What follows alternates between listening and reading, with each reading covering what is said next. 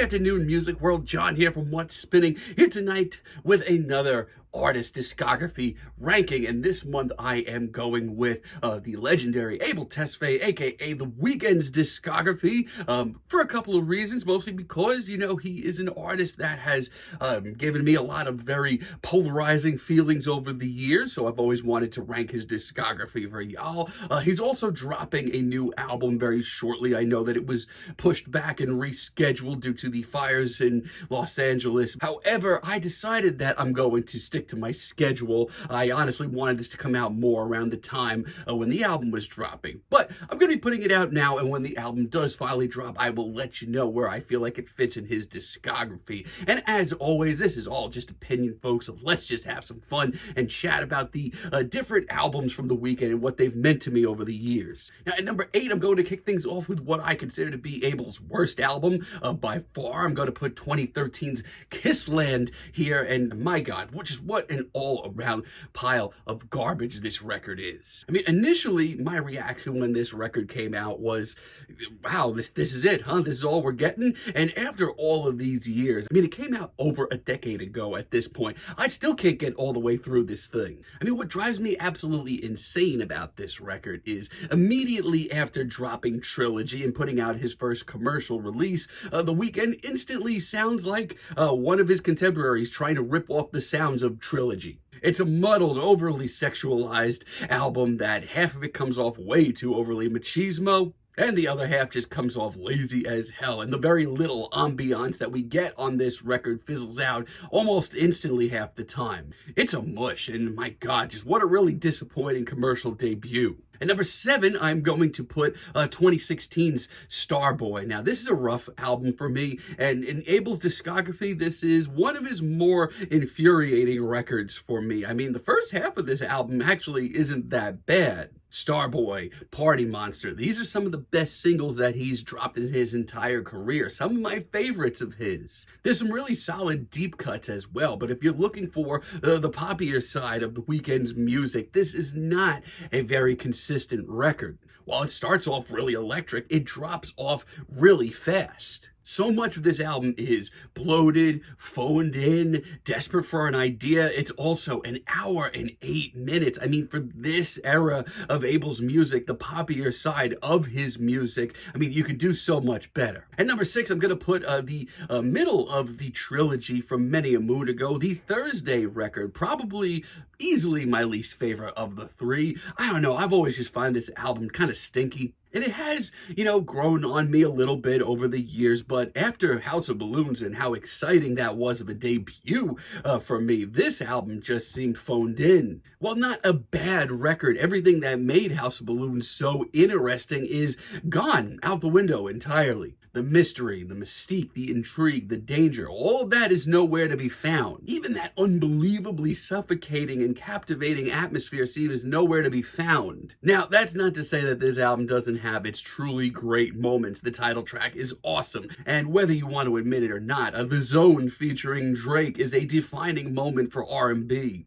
Yeah, Thursday's not necessarily the worst thing that Abel has done, but he has done a lot better. Now, at number 5, I'm going to put Beauty Behind the Madness. And you know what? For the poppier side of The Weeknd's work, this isn't bad. Albeit needlessly long. Once again, this is over an hour. But, like, take this and put it side by side to Kissland, and it's night and day. This is exactly how Abel's first foray into the poppier sound of music should have went. It's still a very dark, kinky affair, overloaded with machismo, sex, and drugs. Singles like Often and The Hills have become synonymous with The Weeknd's character. There's also a ton of really good deep cuts. Now, it's far from perfect, especially in the final third of the record. That really didn't need to be there. It could have very easily been cut down. But if you're looking for a poppier album from The Weeknd that's a little flashier, a little catchier, this is certainly not a bad one. And honestly, by this point, I think we can all admit that Can't Feel My Face is just an all-around great track. Now, at number 4, I'm going to put Dawn FM.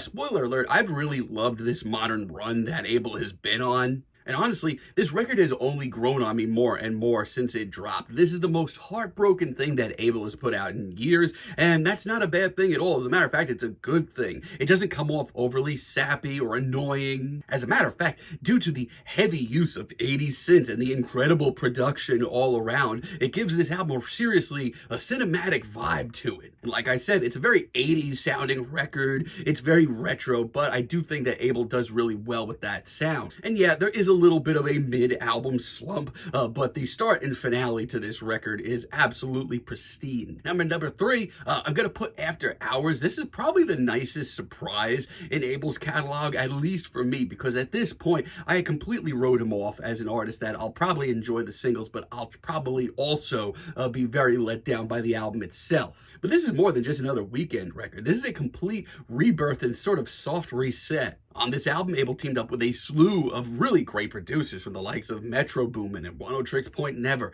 for a very sleek and synthy affair. His vocals are top notch here, and conceptually, I love the hell out of this thing. It's got big singles like Heartless, Blinding Lights as well, but it also just is really consistent overall. It's got some unbelievable deep cuts too, like that title track. Oh. Yeah, it's a really great record, and once again, it's only grown on me since it came out. Now, at number two, I'm going to put the finale of the legendary trilogy that Abel put out, Echoes of Silence. And it's an album that, depending on the day of the week, I might even put at number one in Abel's discography. I think it's fantastic. It's a true testament to Abel's sound in the early days. After Thursday was just so wishy-washy and plain Jane, this album sent me back down the rabbit hole.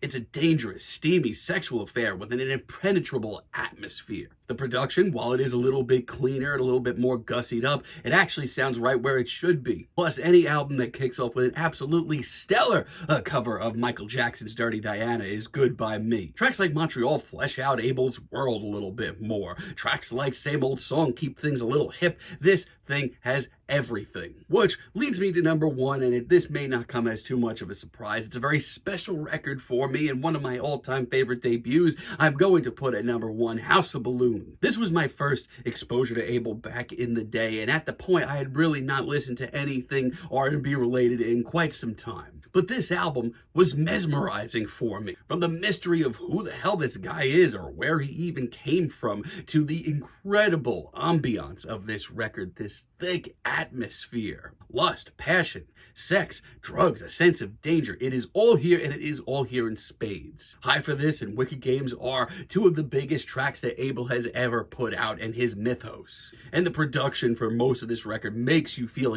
like you are at this very gritty, grimy party where there's a lot of drinking and there's a lot of sex, there's a lot of drugs. It's not for everybody, but it is a true classic all around for me. But what do you feel about Abel's discography so far? Let me know down below where you would rank his albums, and when his new album drops in a few weeks, I will definitely let you know where I feel like it ranks in his discography. And until then, have a great day, friends.